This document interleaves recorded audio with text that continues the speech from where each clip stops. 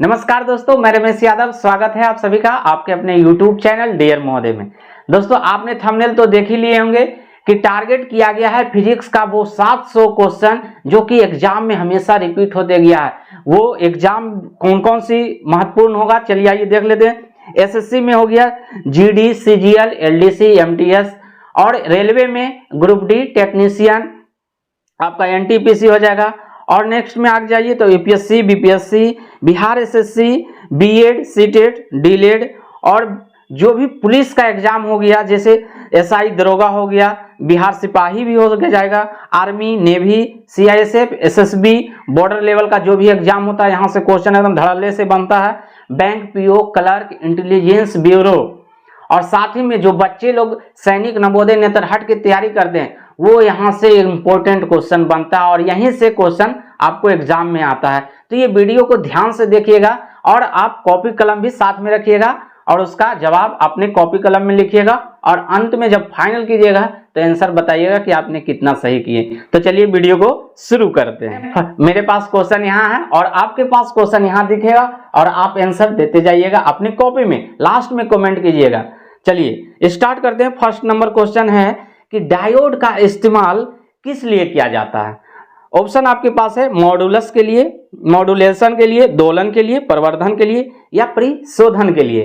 तो आपका आंसर हो जाएगा परिशोधन के लिए, ऑप्शन डी में है। चलिए सेकंड क्वेश्चन आप देखते हैं। भारत में परमाणु अंतर्मुखी विस्फोट की तकनीकी जो विकसित किए थे वो किसने किए थे। तो आइए ऑप्शन आपके पास है होमी जे भाभा, डॉक्टर विक्रम साराभाई, राजा रमन्ना और पीके अयंगर। आपको आंसर देना है डॉक्टर होमी जे भाभा, और इन्हें परमाणु शक्ति का जनक भी कहा जाता है। आप साइड में एक नोट्स भी बनाते जाइएगा और वहां लिखते जाइएगा कि परमाणु शक्ति का जनक भी डॉक्टर होमी जे भाभा को कहा जाता है, और खोज भी किसने किया था, तो डॉक्टर होमी जे भाभा का। चलिए नेक्स्ट क्वेश्चन देखते हैं। 3 नंबर क्वेश्चन आपके सामने आ गया है, इसका आंसर देते जाइएगा। निम्नलिखित में कौन सी प्रति इकाई सबसे अधिक ऊष्मा प्रदान करती है। आपको ऑप्शन है बिटुमेन, कोयला, लिग्नाइट, एंथ्रासाइट और पीट। तो आंसर आपका हो जाएगा एंथ्रासाइट, नंबर सी में। आइए चलिए नेक्स्ट क्वेश्चन देखते हैं।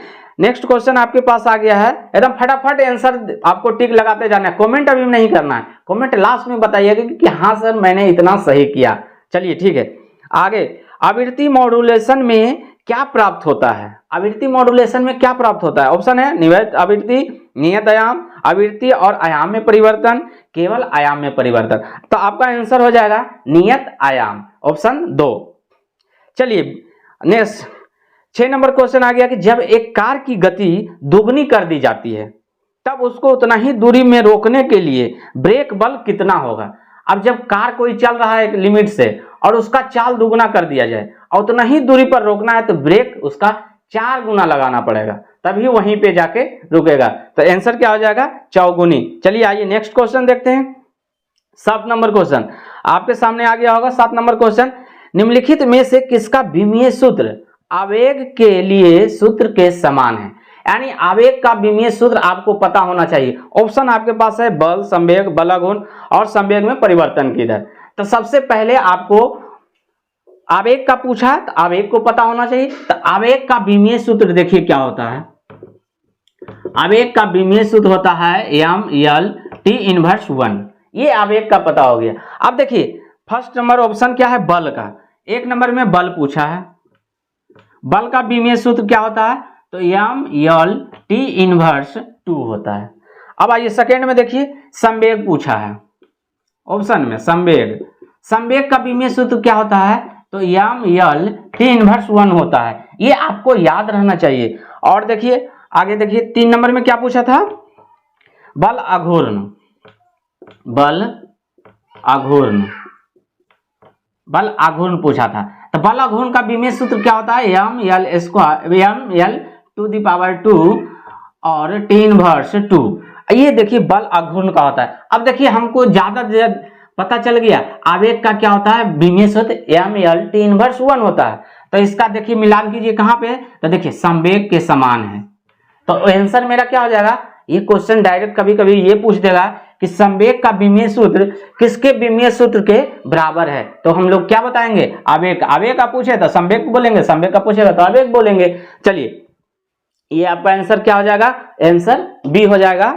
बी हो जाएगा क्या, संवेग के बराबर है। तो 8 नंबर क्वेश्चन आ गया कि निम्नलिखित में से कौन सा मूल परिणाम है। ऑप्शन आपके सामने है, आयतन, काल समय, या थर्ड में वेग या बल। अब देखिए मूल राशि आपको पता होना चाहिए, मूल परिमाण जो है वो आपको पता होना चाहिए। मूल परिमाण 7 होता है, मूल परिमाण 7 होता है। तो कौन कौन होता है, तो देखिए फर्स्ट में हो गया लंबाई, लंबाई हो गया। सेकेंड में हो गया समय, समय हो गया। ताप हो गया, तापक्रम जिसको बोलते हैं। 4 में क्या हो गया, मात्रा हो गया, मात्रा जो को किलोग्राम में हम लोग तौलते हैं। 5 में का द्रव्यमान हो गया, पदार्थ का द्रव्यमान हो गया। 6 नंबर में विद्युत धारा हो गया, विद्युत धारा है। और 7 नंबर क्या, 7 नंबर में हो जाएगा प्रकाशीय तीव्रता। ये मूल इकाई है, यानी मूल परिमाण है। मूल परिमाण कितने हैं, 7 है, टोटल 7 है। तो कौन कौन सी है, तो लंबाई हो गया, समय हो गया, तापक्रम हो गया, मात्रा हो गया, पदार्थ का द्रव्यमान हो गया, विद्युत धारा और प्रकाशीय तीव्रता हो गया। ये 7 है। तो आपको ऑप्शन में देखना है कि कौन कौन सी है। तो देखिए काल या समय को काल भी बोलते हैं, काल टेंस में होता है ना, टेंस काल। तो ये हो गया आपका ऑप्शन। अगर ये ऑप्शन नहीं रहता तो ये कहीं कुछ रहता, सातों में कोई एक, तो वो ऑप्शन हो जाता। तो ये आपको याद होना चाहिए, आप अपने कॉपी में लिख सकते हैं। चलिए नेक्स्ट की ओर चलते हैं। नेक्स्ट क्वेश्चन है, जब एक धातु की अंगूठी या छल्ले को गर्म किया जाता है तब उसके छिद्र में का क्या होता है। अब देखिए कोई अंगूठी है, उसके छल्ले को गर्म किया जाता है, तो गर्म किया जाता है तो उसका व्यास देखिएगा बढ़ता है, गर्म करने के बाद वो फैलता है। तो यही तो क्वेश्चन पूछा है, ये क्वेश्चन लॉजिक वाला है, खुद से समझना होगा। फर्स्ट में ऑप्शन है वह फैलता है, वह सिकुड़ता है, वह या तो वह अपने व्यास के अनुसार फैलता सिकुड़ता है। तो क्या बोल रहे हैं, जब वो गर्म किया जाएगा तो वह फैलेगा। तो ऑप्शन क्या हो जाएगा, आपको 1 हो जाएगा। 1 में आप आंसर लगा दीजिए। चलिए नेक्स्ट क्वेश्चन है, 10 नंबर क्वेश्चन है कि यदि एक कोशिका के व्यास को दुगना कर दिया जाता है तो उसके भीतर का पानी का उठाव क्या होगा। अब देखिए कोई मान के चलिए कोई बैलून है, उस ये देख लीजिए, ये बैलून है, ये बैलून है। अब ये मान के चलिए कि इसका व्यास इतना है ना, इसका व्यास इतना। और जब इसको बड़ा, और ये पानी भरा हुआ है, पूरा पानी भरा हुआ, और जब इसको बड़ा कर दिया जाएगा तो ये पानी, यहां वाला जो पानी है इधर आ जाएगा। तो क्या आ जाएगा, व्यास दुगना किया। अगर 1 था तो पूरा भरा हुआ था, अब ये 2 कर दिया है, तो इसका मतलब क्या, ये ऊपर वाला पानी नीचे चला जाएगा ना, तो आधा हो जाएगा। तो ऑप्शन क्या है आपके पास, देखिए दोगुना, आधा, चौगुना, उस पर कोई असर नहीं पड़ेगा। तो आंसर क्या हो जाएगा आपका, आधा हो जाएगा। यानी व्यास, जब भी कोई सेल का व्यास आधा किया जाता है तो उसके पानी कितना हो जाएगा, आधा हो जाएगा। ध्यान रखिएगा, ये लॉजिक पर भी आप आंसर दे सकते थे। आइए नेक्स्ट क्वेश्चन 11 नंबर है, पानी की सतह पर हल्के रखी गई एक लोहे की सुई उस पर क्यों तैरती रहती है। तो उसके आंसर आपका क्या हो जाएगा, उसके पृष्ठीय तनाव के कारण। आइए नेक्स्ट क्वेश्चन है 12 नंबर में, एक तारे की सहंती, सहंती मतलब क्या होता है, मास, द्रव्यमान। मास क्या सूर्य की सहंती यानी सूर्य की मास से दोगुनी है तो वह अंततः कैसे समाप्त होगा। तो इसका आंसर क्या हो जाएगा, न्यूट्रॉन स्टार के कारण। आइए आप लोग आंसर आप मिलाते जाइएगा आप अपने पास। अब आइए 13 नंबर क्वेश्चन है, नेक्स्ट क्वेश्चन कि बरसात की बूंदें बहुत ऊंचाई से गिरती है, उनके बारे में निम्नलिखित में कौन सी बात सही है। अब प्रकाश की बूंदें ऊंचाई, आकाश से गिरती है बहुत ऊंचाई से, तो उसके बारे में कौन सी तथ्य यहां लिखा गया कि सही है। चलिए ऑप्शन पढ़ते हैं कि वे उन अंतिम वेगों के साथ गिरती है जो विभिन्न आकारों की बूंदों के लिए भिन्न भिन्न होती है। चलिए ठीक है, बात तो सही है। वे जैसे ये बोला गया ऑप्शन 1 में कि वो अंतिम वेग से गिरती है, के साथ गिरती है और भिन्न भिन्न आकार की बूंदों के लिए भिन्न भिन्न होते हैं। चलिए ठीक है। अब सेकंड में बताया है वे समान अंतिम वेग से गिरती है, समान अंतिम वेग से नहीं गिरती है, वो भिन्न भिन्न वेग से, अंतिम वेग से गिरती है, सिंपल से। 3 नंबर क्वेश्चन है उनके वेग बढ़ते रहते हैं और जमीन पर भिन्न भिन्न वेग के साथ गिरती है, नहीं ये गलत है। 4 में बोला है उनके वेग बढ़ते रहते हैं और वे जमीन पर समान वेग के साथ गिरते हैं। ये तो पूरी गलत है।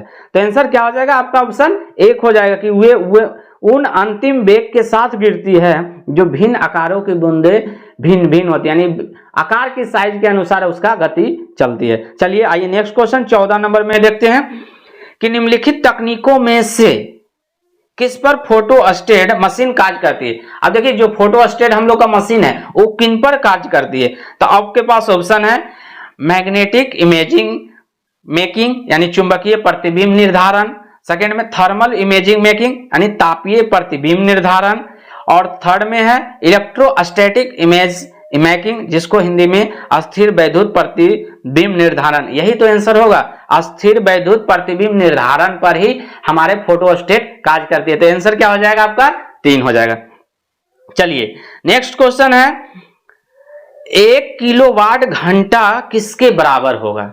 1 किलोवाट घंटा यानी 1 किलोवाट घंटा ये किसके बराबर होगा ये पूछा गया है। ऑप्शन आपके पास है 3.6 मेगाजूल, 3.8 मेगाजूल, अरे जूल में पूछा गया 3.2 मेगाजूल और 4.0 मेगाजूल। अब देखिए एक किलोवाट घंटा ये पूछा है तो हमको ये पता होना चाहिए कि 1 वाट सेकेंड बराबर 1 वाट सेकेंड बराबर क्या होता है? 1 जूल होता है। जूल को क्या है जैसे हम लोग सूचित करते हैं। अब आइए देखिए एक वाट घंटा बराबर क्या हो जाएगा? 1 वाट घंटा बराबर क्या हो जाएगा?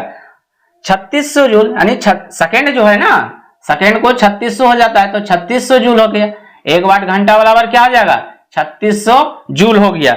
अब यही पूछा है कि 1 किलो वाट घंटा बराबर 1 किलो वाट घंटा बराबर, तो ये देखिए वाट घंटा बराबर तो क्या था? 3600 जूल था, है ना। अब ये किलो में आ गया, किलो में आ गया क्या है? तो 1000 से क्या हो जाएगा? गुना हो जाएगा, 1000 से गुना हो जाएगा। और जूल में अब देखिए अब कितना हो जाएगा? 36 और 2 जीरो और यहाँ 3 जीरो, 1 2 3 जीरो। अब देखिए अब इसको पॉइंट में लिखना है तो कैसे लिखेंगे? यहाँ दशमलव बैठाएंगे 3.6 और क्या करेंगे? 3.6 और गुना 10 दी पावर कैगो 1 2 3 4 5 6 पॉइंट 1 बढ़ाए तो यहाँ पे क्या हो जाएगा? 6 जूल। आंसर क्या हो जाएगा? 3.6 इंटू 10 दी पावर 6 जूल। आपका ऑप्शन कौन सा हो जाएगा? अच्छा और क्वेश्चन पूछा है मेगा जूल में, तो आपको आंसर क्या हो जाएगा? मेगा जूल में क्या हो जाएगा? 3.6 मेगा जूल। मेगा जूल सिर्फ जूल में पूछता तो ये होता और मेगा जूल में पूछता तो 3.6 मेगा जूल हो जाता। रॉकेट को अंतरिक्ष में छोड़ने के लिए कितने न्यूनतम पलायन वेग की आवश्यकता होती है? जो रॉकेट हम लोग का छोड़ा जाता है अंतरिक्ष के लिए तो उसका चाल बताना है कि कितना चाल होता है। तो इसका चाल होता है 11 किलोमीटर प्रति सेकंड, यानी 1 सेकंड में ये रॉकेट जो हमारे यहाँ से छोड़ा जाता है वो 11 किलोमीटर जाती है। अब 1 सेकंड में 11 किलोमीटर जाती है। ऑप्शन आपके पास है 5 किलोमीटर प्रति सेकंड, 6 किलोमीटर प्रति सेकंड, 11 किलोमीटर, यही तो है ऑप्शन। 3 नंबर ऑप्शन होगा आपका 11 किलोमीटर प्रति सेकंड वेग से मेरा अंतरिक्ष में जो है रॉकेट छोड़ा जाता है। चलिए नेक्स्ट क्वेश्चन है कि जब हम इंद्रधनुष देखते हैं तो निम्नलिखित में से कौन सी बात सही है? अब देखिए जब हम लोग इंद्रधनुष देखते हैं तो देखिए हम लोग देखते हैं तो सबसे खास बात क्या होता है कि सूर्य और इंद्रधनुष दोनों एक दूसरे का विपरीत होता है, ये ध्यान रखिएगा। तो चलिए आगे ऑप्शन देखते हैं कि क्या है इसका बात सही है। सूर्य और वर्षा की बूंदे हमारे ठीक सामने होती है, तो ये नहीं है, हमारे सामने नहीं होती है, कभी नहीं। सूर्य हमारे पीछे होता है तथा वर्षा की बूंद हमारे सामने होती है। हाँ, सूर्य जब भी होती है तो हमारे पीछे होती है और इंद्रधनुष जिधर रहता है उस साइड से वर्षा होती है। जब वर्षा की हल्की फुहार होती है तो हम सूर्य के सामने होते हैं, गलत, 3 नंबर गलत है। 4 नंबर आसमान साफ होता है तथा आसमान में नीचे होता है, ये भी गलत है। तो आंसर क्या हो जाएगा? सूर्य हमारे पीछे होता है तथा वर्षा की बूंदे हमारे सामने होती है। तो चलिए आंसर क्या हो जाएगा? 2।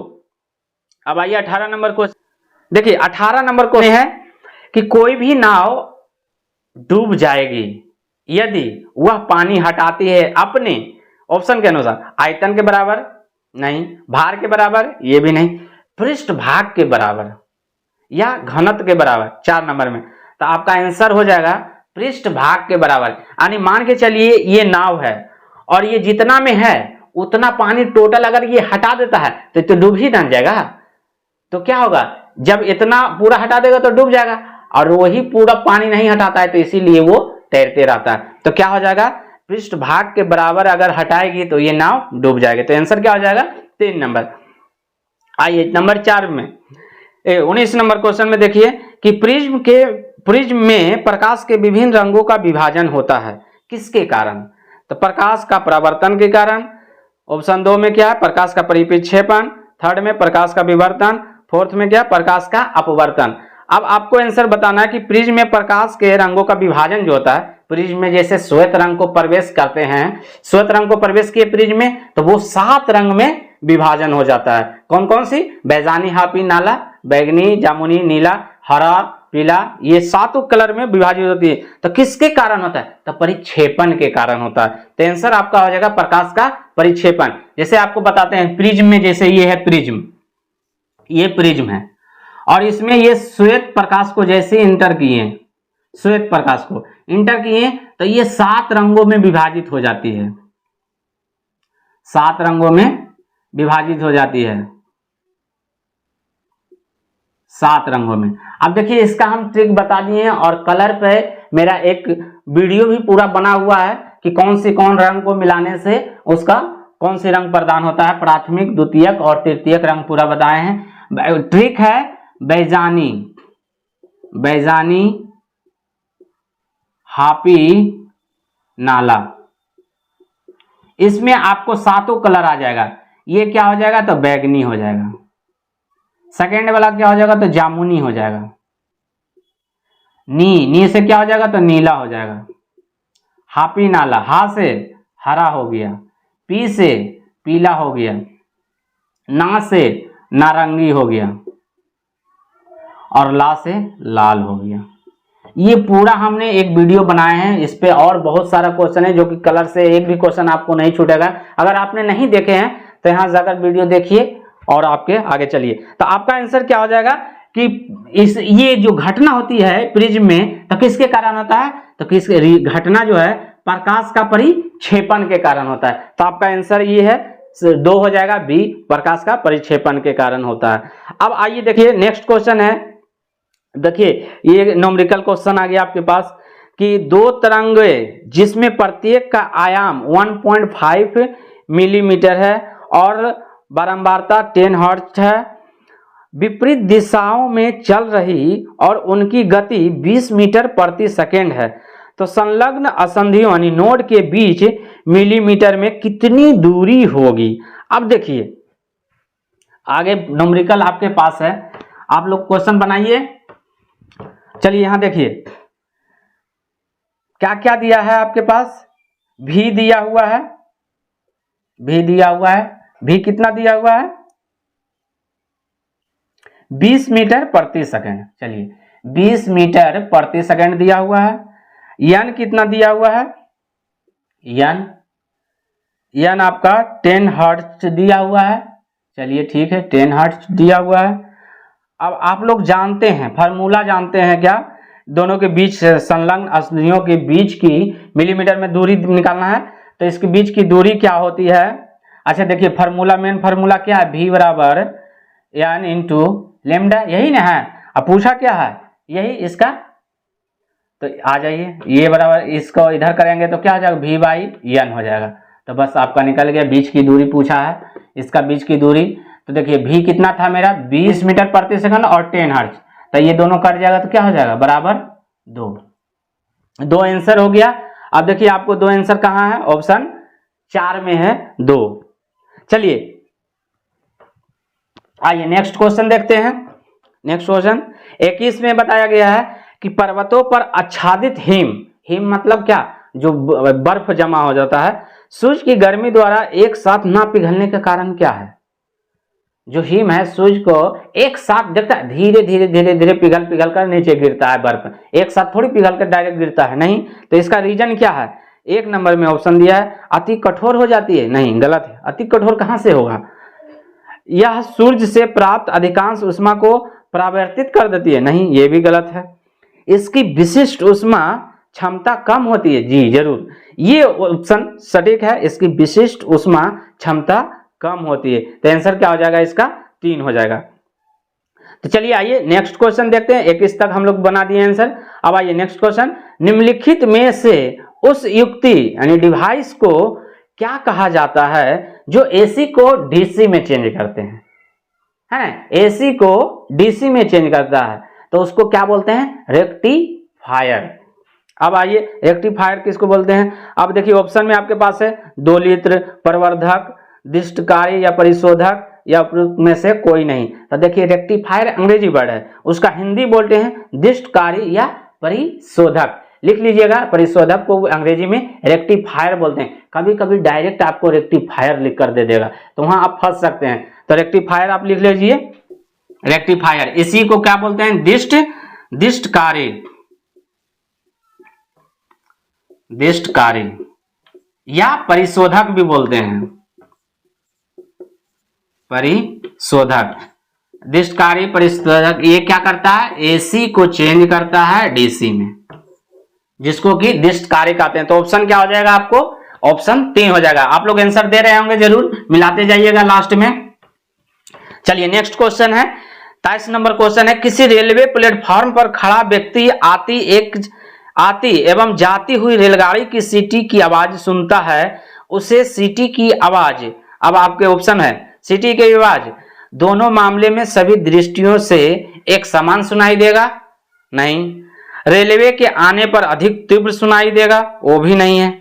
रेलवे के आने पर ऊंची सुनाई देगा, जी हाँ, जब कोई भी रेलवे प्लेटफॉर्म पर व्यक्ति खड़ा है और गाड़ी आ रहा है या जा रहा है, तो रेलगाड़ी आने पर ऊंची सुनाई देता है। तीव्र थोड़ी, तीव्र क्या हुआ, तुरंत सुना चल गया, ये नहीं होता। ऊंची यानी हाई वॉल्यूम सुनाई देगा। जब जब नजदीक आएगा या तो फिर दूर जाएगा, जा रहा है तो जब जाता है तो ऊंची सुनाई देता है। तो ऑप्शन आपका क्या हो जाएगा 3।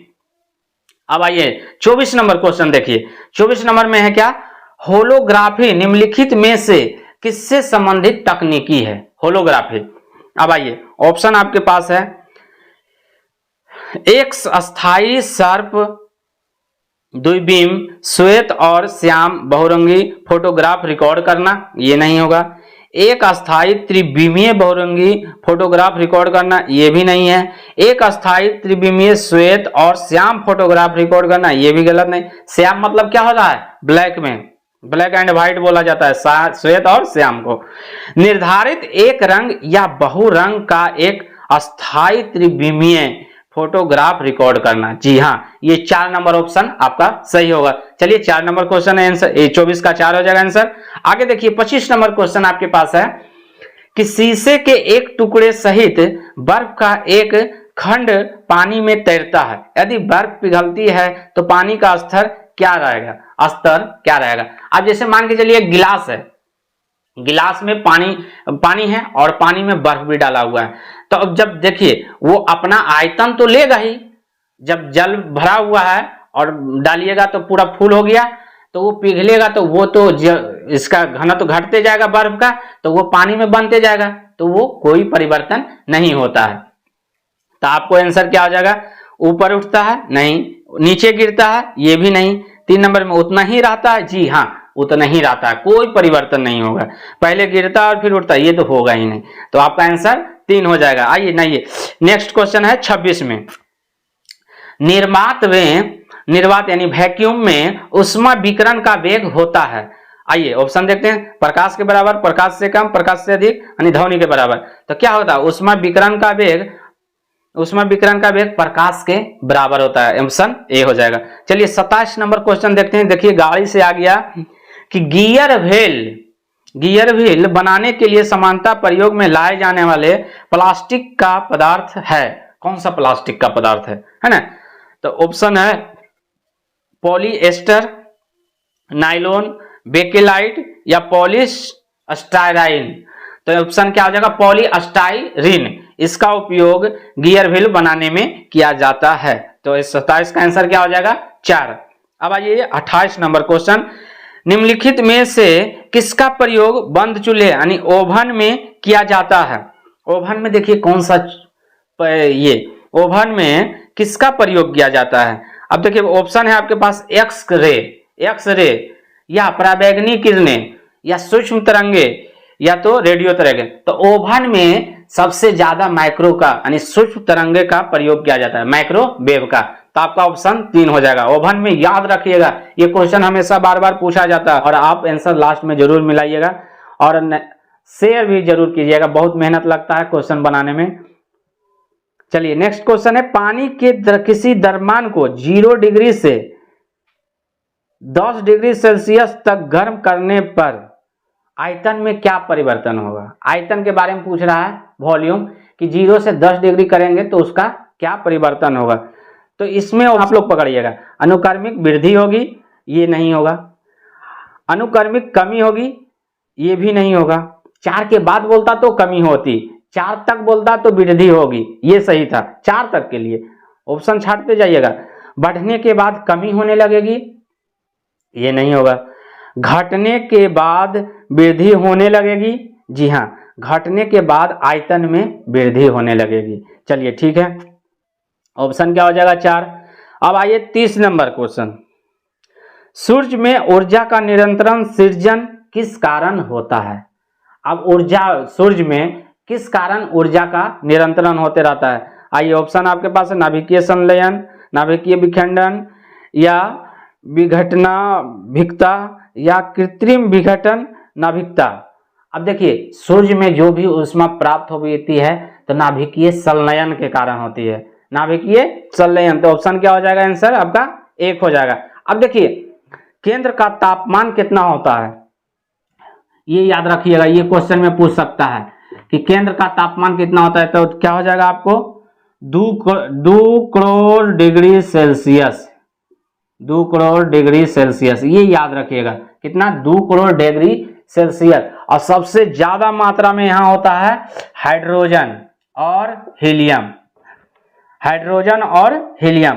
हाइड्रोजन 71% है सूर्य के पास और हीलियम हो जाएगा आपको 26%। सूर्य में हाइड्रोजन कितना हो जाएगा, हाइड्रोजन 71% और हीलियम 26%। ये नोट्स में लिख लीजिएगा। आज की क्लास यहीं तक, फिर मिलते हैं नेक्स्ट वीडियो में। Thank you.